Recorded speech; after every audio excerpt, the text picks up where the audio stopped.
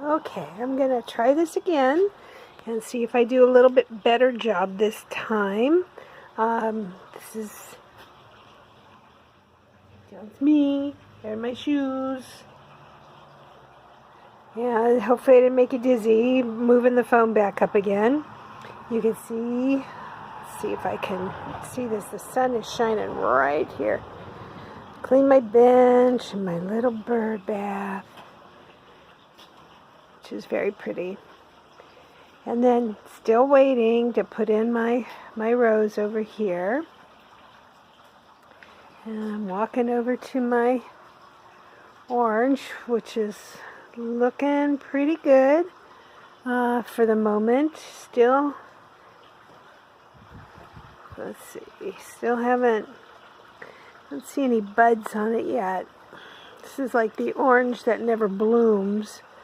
This tree is probably about 7 or 8 years old, so should have had plenty of oranges by now, but haven't had a thing yet. So we'll kind of see what happens and if I need to replace this or not. Everything just got watered a few minutes ago. Oh, I see Mr. Snail over here. I'll have to deal with him later. And then just still my little salvage from the grocery store, red rose. I wanted to make sure it didn't die because it would meet a fateful death, and so I rescued it from the grocery store. So that's starting to bloom. And then my lemon tree, and there are some blooms. You can see right there. There are some blooms over there, and one of them is actually, let me move you around, one of them is actually open right there, so yay. Oh, my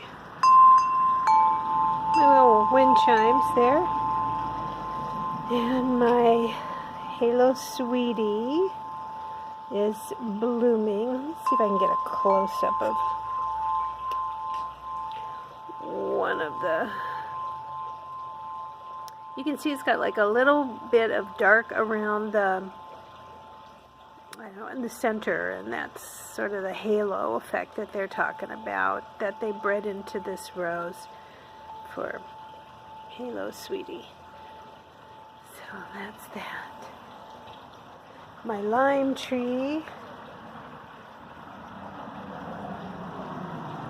this particular lime tree has limes all year long. It's just a great little key lime tree.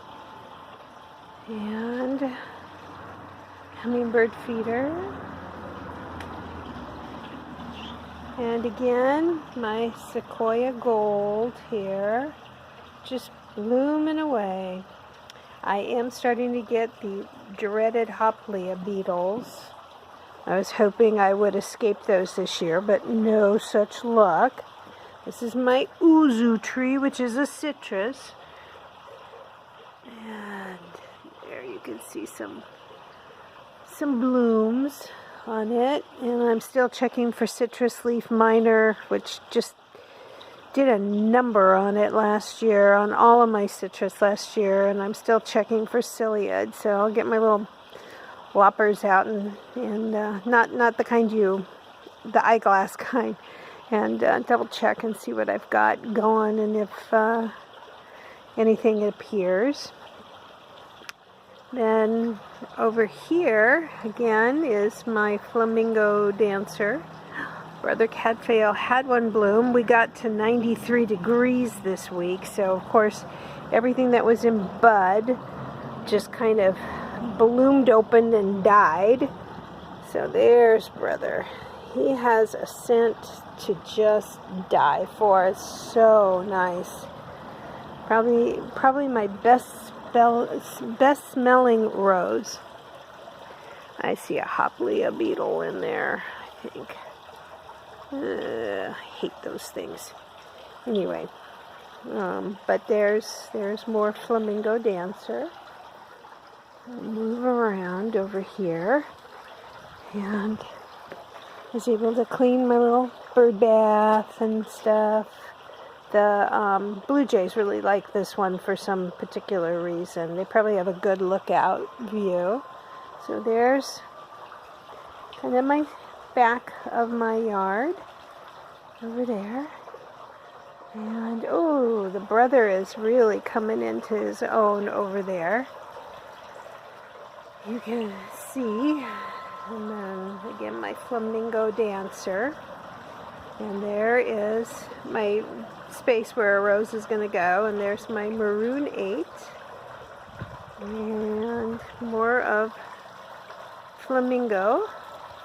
And then Vic's really open, Vic's Caprice. Let's see if I can get a little. There's Mary Magdalene. I need to stake her. She's just having trouble there in the back. And some more of Vic. More of OG DeFata, which is just doing really well right now. Just so pretty. I love all the different colors on her. Oh, and there's lovely Lenore again. And I'm going to go back here and see if I can get some good coloring to show you maroon 8 here. Again, reds don't show up very well on this phone. I haven't found a phone yet that photographs reds well, but it's very pretty. Semi-double rose. And unfortunately, my, Vineyard Song, aka Bunch of Grapes. Oh, I do have a baby over there. Anyway, I don't know if you can see. There's a purple one down on the ground. That rose, I think, is going to just be stellar in this yard. I really like that rose. So it's got a bunch of buds on it, takes heat really well, and blooms this little head off, has a great scent. Yeah, it's an overall great rose. Still have not put up my umbrellas yet, but contemplating that. There's my fountain. And I didn't give you a good scope of my yard the other day. So the sun's just coming out. So let's see if I can kind of pan around a little bit. And let me give you this perspective here. And there is the no-name rose and my little succulents over there. And doing okay. I had a bunch of spent blooms. I just deadheaded it yesterday. And my little bird bath. And my Princess Alexandra of Kent is starting to bloom. So she is so pretty. And her blooms are just huge. And she's a great rose. Poor thing has been moved 3 times, does not like being moved at all. She resents it. But I told her this would be it. This is her permanent home. And that she would really like this spot. There she is again. So, there she is.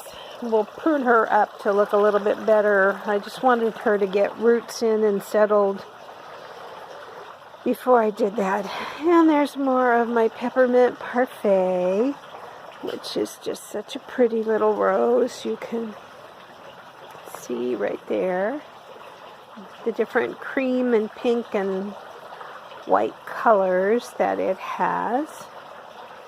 And my Jubilee celebration isn't open yet, but the buds keep getting bigger and bigger. Oh, let me move this over here. I keep forgetting how to do this properly on the phone. And then my Sharifa Asma, boy, this just popped up overnight, so she is going to bloom pretty quickly. Should be really pretty. She's one of my favorite roses. She's just gorgeous. And then my Candace is coming into bloom. On this one here, you can see she's got the little stripes, and then she's got the bicolor in here. She's not quite all open yet, but she's such a pretty rose. And just a little workhorse of a rose in the garden. She's just really, really a pretty rose. So, and these ones over here, I grew them their own roots. So, this is again Minnie Mouse, still not blooming yet. My Brungmansia is finally coming out, considering I really massacred it. That thing used to be over 6 feet tall, and I just really cut it back this year. And there are my alpines. My little, greenhouse.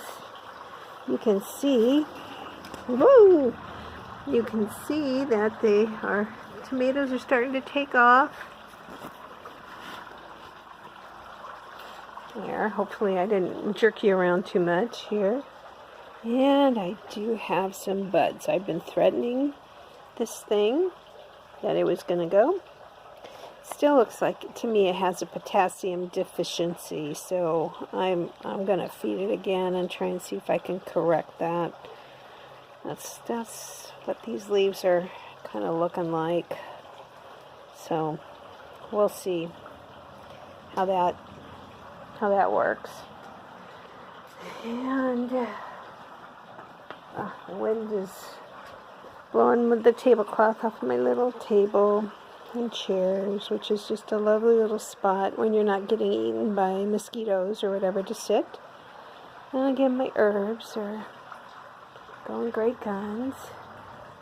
And that's why I keep looking at the color of these fig leaves, because they're mottled. So I'm kind of concerned that it may have some sort of deficiency going on over here as well. And then, wow, look at my Yolanda Aragon. That's doing nice. And my